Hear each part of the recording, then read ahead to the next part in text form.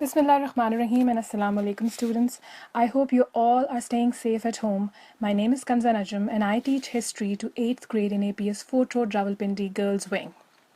Today I am here with you in week 3 of our online support program and I have some very interesting topics with me here today. So without much ado, let's begin. So the topics for week 3 are Industrial Revolution, that mainly started in 1750 till 1840, and new inventions leading to the Industrial Revolution. But before we begin, let's look into the objectives of this lesson. So by the end of the lesson, you'll be able to define Industrial Revolution in clear terms. Second one is, you'll be able to list down the effects of Industrial Revolution that simply changed the world after that. First, we will go through what you learned in week 1 and 2 because all the previous topics paved way to the Industrial Revolution. So in week 1, you learned about the age of exploration from 1400s till 1700s, where Europeans started to explore the world. Then you learned about the reasons of these explorations, and mainly the reason was to acquire the 3 big G's that were God, gold, and glory. God stood for Christianity, since they wanted to spread their religion to the lengths and breadths of the world. Gold stood for wealth, because they wanted to actually acquire all the wealth from the world. And then glory, stood for their personal pride. Then you learned about the famous explorers, Christopher Columbus and Marco Polo, and how they went about their journey and discovered these places, and the Cantino world map. In week 2, you learnt about the impact of these voyages, which were far-reaching as the world started transforming after that. You read about the Age of Enlightenment that came after the Dark Ages in Europe, from 500 till 1500 AD, which were full of crusades, interreligious wars, killings, epidemics, poor living conditions, illiteracy, superstitious beliefs, and absolute monarchy all across Europe.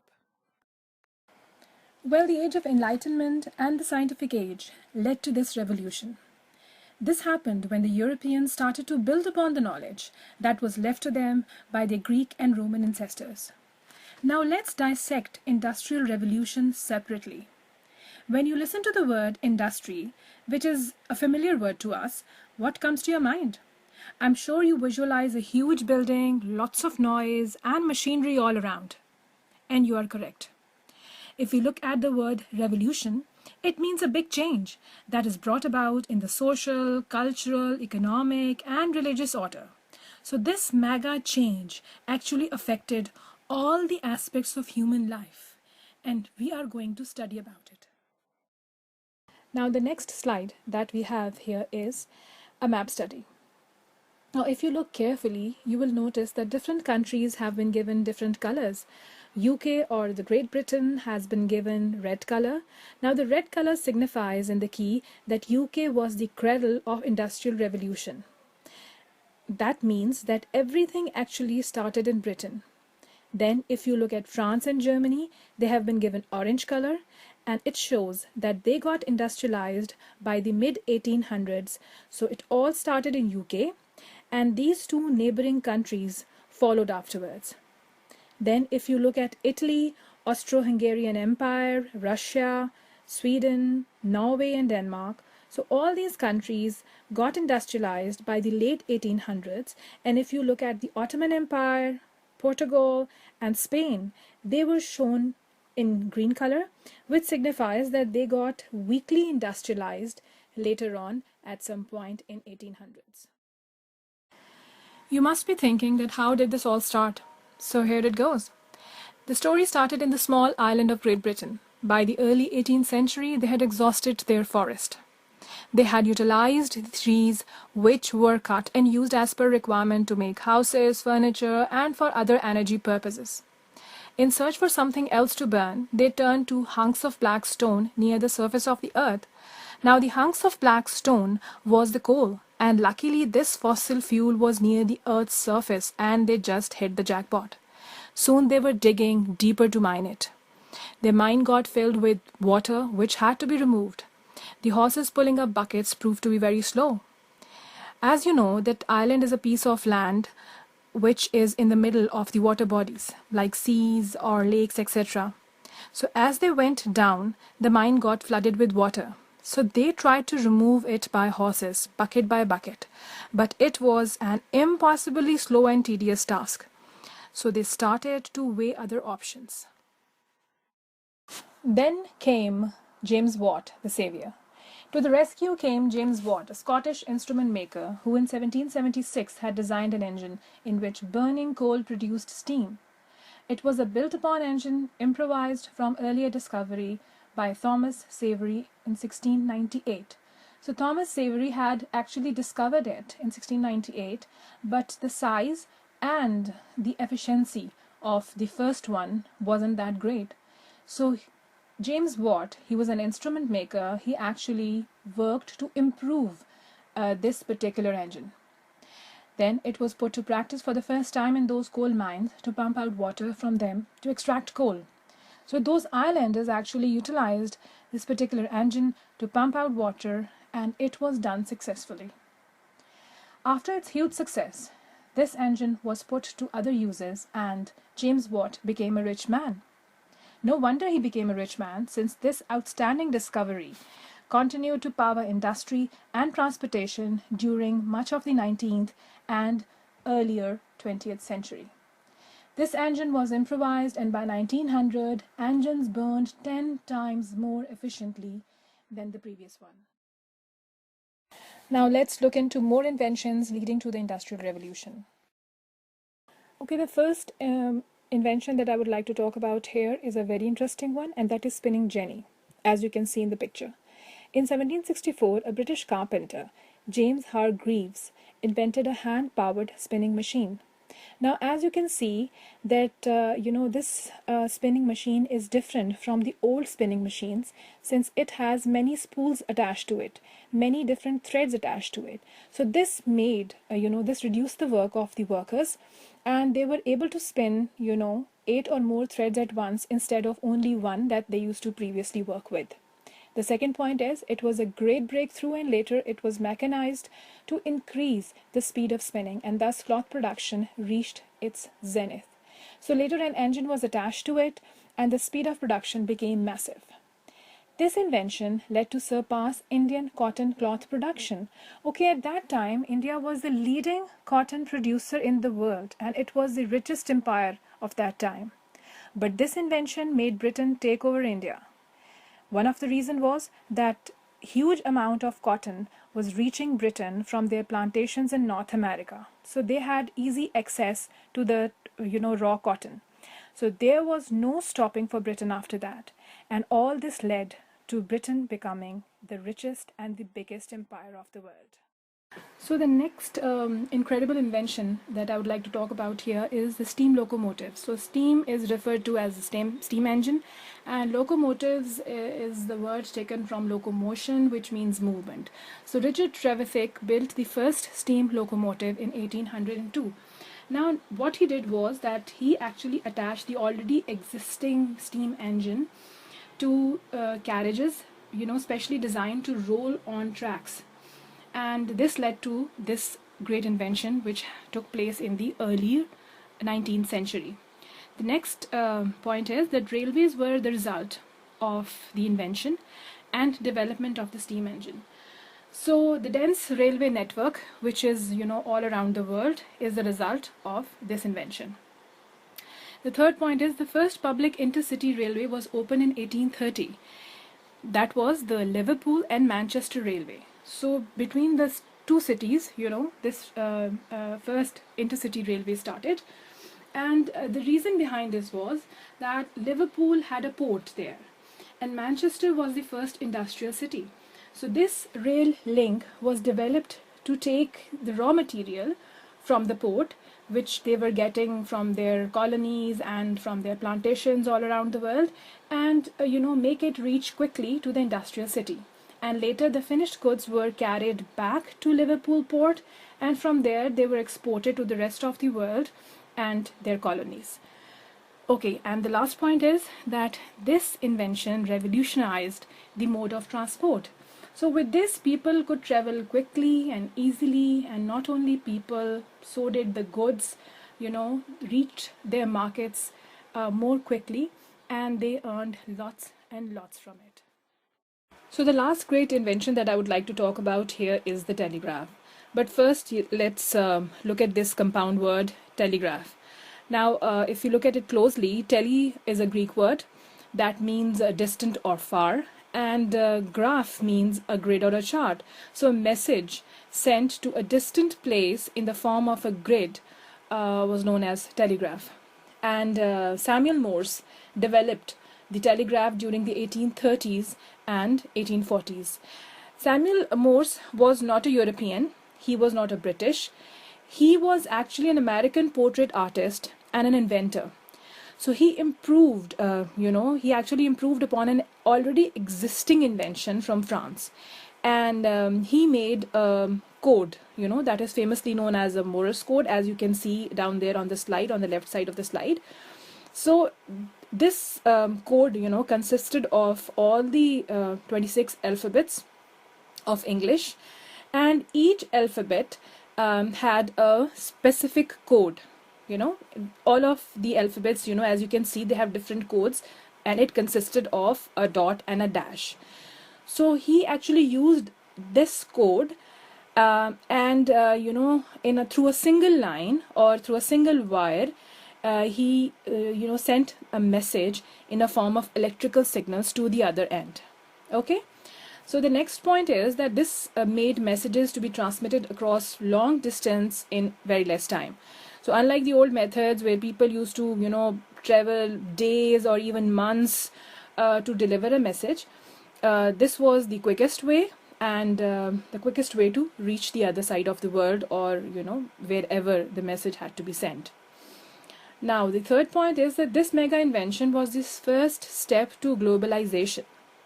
So, as you all know, that we get to know whatever is happening on the other side of the world instantly, within seconds. We know that the data gets updated.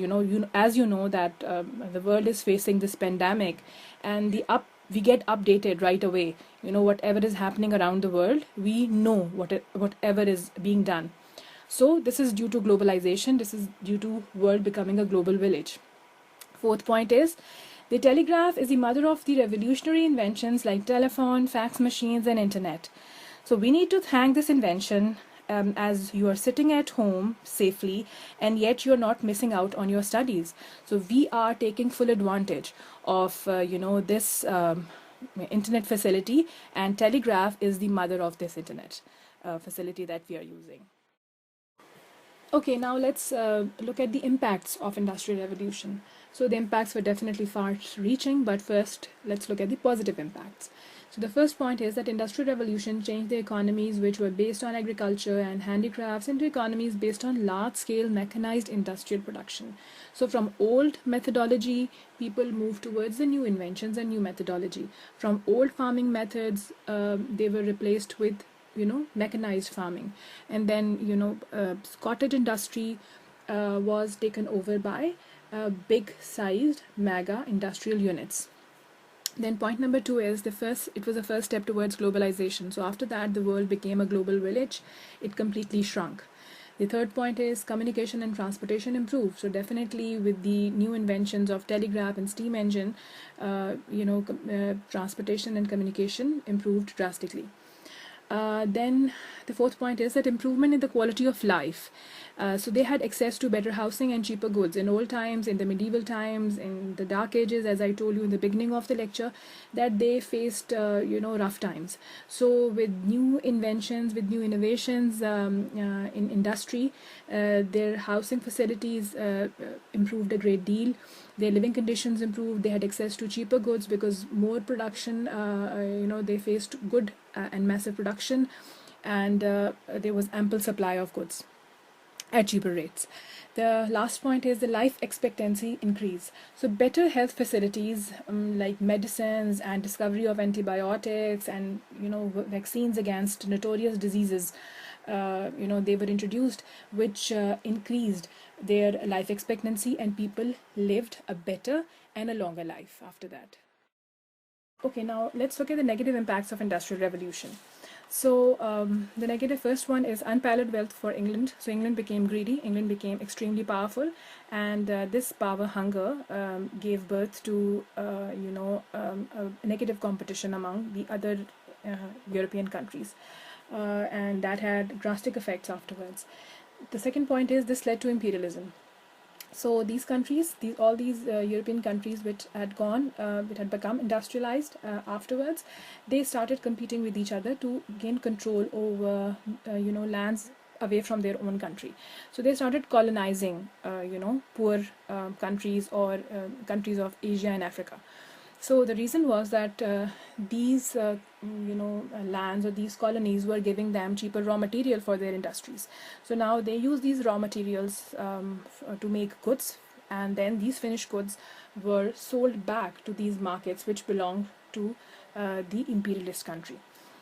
Then moving on, labor exploitation and slave trade, that was very common because laborers used to work in very poor condition on low wages. Their lives were at risk because they were working around those mechanized industrial unit with no safety security at all. And then we saw child labor, which has been banned in the present time, so that was very common at that time as well. Then slave trade became more rooted as slaves were transferred to their plantations, to the plantations of these imperialist countries from Africa to America. And they used to work in extremely inhuman conditions, and many of them actually died. Then you had overpopulation and urbanization. So because of these industrial hubs that were created, the people started moving from smaller villages and towns to bigger cities, and that those cities became extremely overpopulated, and this led to urbanization, and hub of wealth was created in these city industrial units, and the other side of the same country was ignored, and the people remained poor. Then pollution and climatic change. Now the very important point is that the fossil fuel, where they were useful, they created or they emitted hazardous gases from these industries, which led to pollution. And now we are faced with this climatic change, which we want to deal with as soon as possible if we want to save our planet, from this devastation. Okay, some food for thought. Since we're not in a regular classroom situation where you could have asked me multiple questions, so I have just listed down some of the questions which might have crossed your mind while listening to the lecture. So we are going to go about it one by one. Question number 1 is, why all in Britain and why not France, Spain, Portugal, Denmark or Germany? So the answer for this is that after the civil war in Britain in 1642 to 46, which made the parliament, the government, the aristocracy, the rich people stronger, and they no longer had to rely on the monarchy or the church to go about any business or research work, which led to new inventions, free trade, freedom of investment in new businesses, and free enterprise. So this led to the great success of Britain. On the contrary, if you look at other countries, all these countries were also rich and powerful, but the problem there was that they were absolute monarchy and the church was very strong. So they actually suffocated any new research work or any new person who wanted to have independent business or private ownership. So that's the reason which led to the success Britain surpassed the rest, and but when they saw the success of Britain, they later followed it and industrialized later on. Then did other countries not have enough fossil fuel? So no, others had it as well, but Britain was a bit luckier, since initially they got run out of wood, and then they had to rely on coal that was available near the surface of the earth. It was easy to extract, and they had multiple and a lot of coal near the coastal cities, so which made it easier to transport to different places. Then question number 3 is, were all the scientists born in Britain only? No, not only there. There were many great minds around the world, and particularly in Europe, but valuable immigrations like from other countries due to religious persecutions, like Jews and Protestants, and scientists who came and enjoyed their freedom here in Britain to do any kind of research, and they got the investment for that as well. which was not possible in their native countries due to absolute monarchy and a stronger church. So they were happier to move here, and Britain actually take advantage of it and made full use of it. Then was it geography? Yes, Britain's location is in the Atlantic Ocean, which really helped them a great deal. And then its colonies in North America, Asia, and Africa, which provided them with land, labor, raw material, and market. So one thing more that I would like to add here is that their naval superiority also made it possible for them to rule the world. So they had a stronger navy, unlike other European powers who had stronger standing armies. So Britain had a very, very strong navy, so which actually gave the protection to their merchant ships. And the rest is history. Britain actually ruled the world, and as it is famously quoted that the sun never set in the British Empire. So they have seen the zenith of success after that. So thank you very much. With this, we come to the end of the lecture, and now let's move on to the assignment. Okay, students, now assignment time. So now you have to conduct a research and find out more pictures from the internet which can tell you more about the Industrial Revolution and make a booklet. So I'm going to inshallah check this booklet once we get back to school, which will be soon inshallah. And then point number 2 is that you have to write the meanings of any 7 difficult words that you come across while going through these topics that we've just covered, and you have to write their meanings and just submit this work. But these words should not be given in the glossary. So you have to find some different words, some difficult words, and write their meanings. So I wish you all the best for this task, and I hope that you are going to do a great task. Okay, thank you so much for being such good listeners, and I hope that I was able to convey the lecture and you were able to understand. So take care, and inshallah, and I hope that soon we will meet in our classes again. So good luck.